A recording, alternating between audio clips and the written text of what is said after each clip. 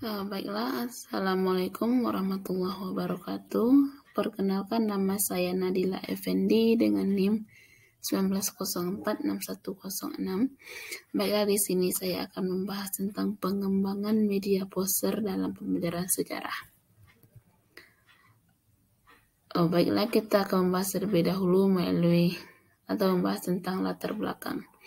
Alasan saya membahas tentang atau lebih mengembangkan media poster di SMA Negeri 3 Payakumbuh karena saya melihat bahwa di SMA Negeri 3 Payakumbuh belum menerapkan media poster sebagai media untuk menuangkan kreativitas siswa, terutamanya dalam pembelajaran sejarah.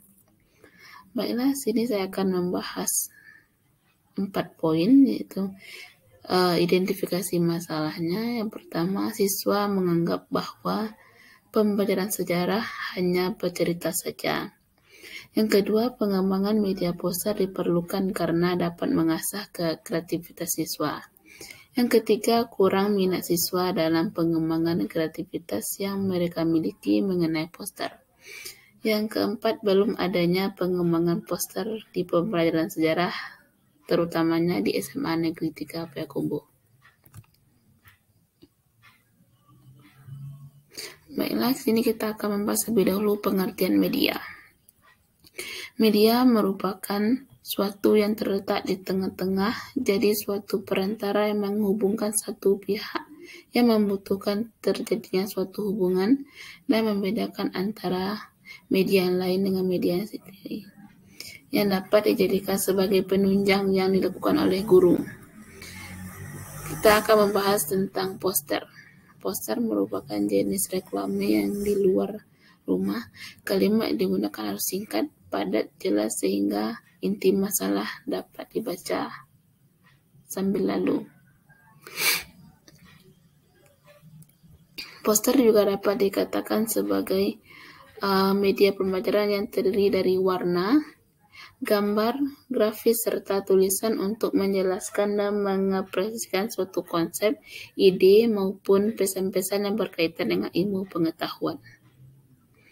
Penggunaan media poster merupakan penerapan gambar visual yang dilengkapi dengan tulisan atau grafik.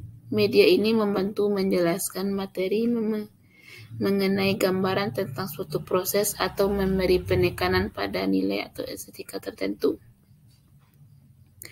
Fungsi poster. Pertama, mengembangkan ide dan kreativitas.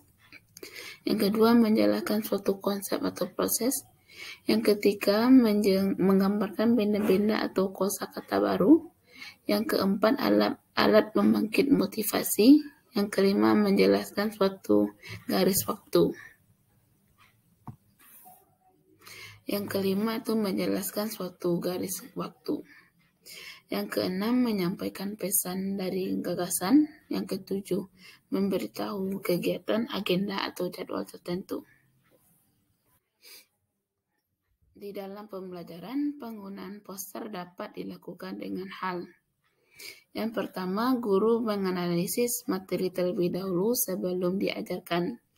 Yang kedua, mencari kata-kata sulit atau benda-benda yang belum peserta dikenal atau peserta tahu yang lebih membutuhkan tentang poster. Yang ketiga, mencari gambar dari internet, cetak dengan ukuran yang cukup dan tambahkan dengan tulisan. Yang keempat, hiasi dengan warna yang menarik, kontras, pastikan ukuran gambar tulisan cukup beserta jelas dan dapat dilihat oleh siswa. Penggunaan poster dalam kegiatan pembelajaran, guru menerangkan sebuah materi kepada peserta didik dengan menggunakan poster yang relevan dengan tujuan materi dan pembelajaran. Misalnya, guru memberikan materi tentang teknik menulis atau lebih berjelas tentang bagaimana proses kemerdekaan, maka guru akan memberikan gambaran Soekarno-Hatta, Soekarno pada saat membacakan proklamasi kemerdekaan. Baiklah, kita akan membahas tentang kelebihan dari media poster.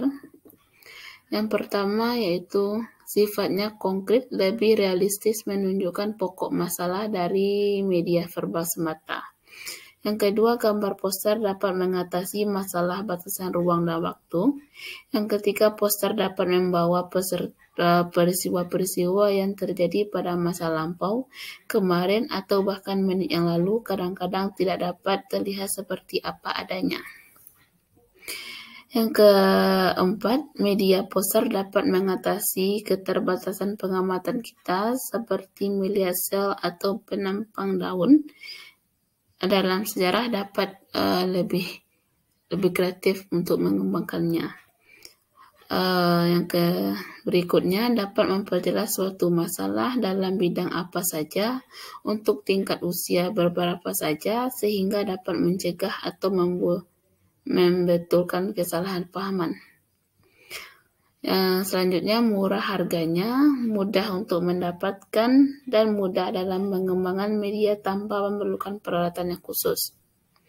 Selanjutnya, media pembelajaran dapat tahan lama dan guru dapat menggunakan media berkali-kali untuk pertemuan berikutnya. Kita akan membahas tentang kekurangan. Kekurangan dari poster ada 4. Yang pertama, hanya menampilkan presi indera mata, ukuran terbatas, hanya dapat terlihat oleh sekelompok peserta didik. Yang kedua, menyajikan gambar dalam ukuran yang sangat kecil sehingga kurang efektif dalam pembelajaran. Yang ketiga, karena poster berdimensi 2 sehingga sukar untuk melukiskan sebenarnya. Yang keempat, tidak semua materi mudah disampaikan melalui poster.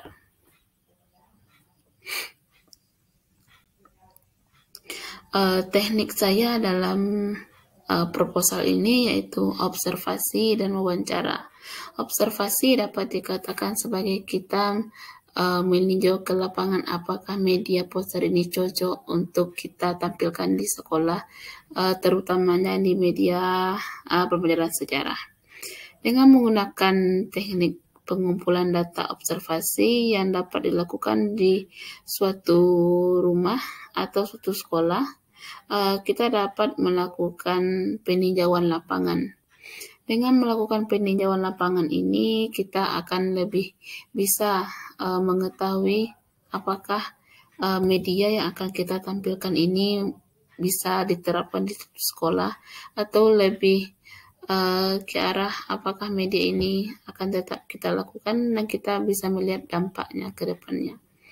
Melalui teknik wawancara, saya juga melakukan wawancara dengan guru pembelajaran sejarah di sana.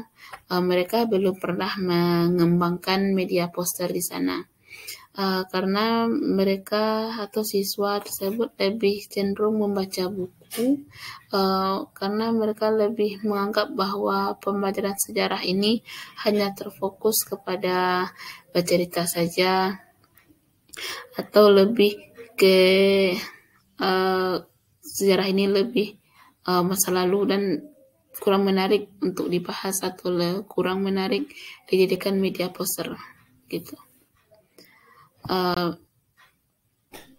Data tersebut saya kumpulkan menjadi 2 karena dengan melakukan wawancara dan observasi, saya mendapatkan 2 informasi secara langsung.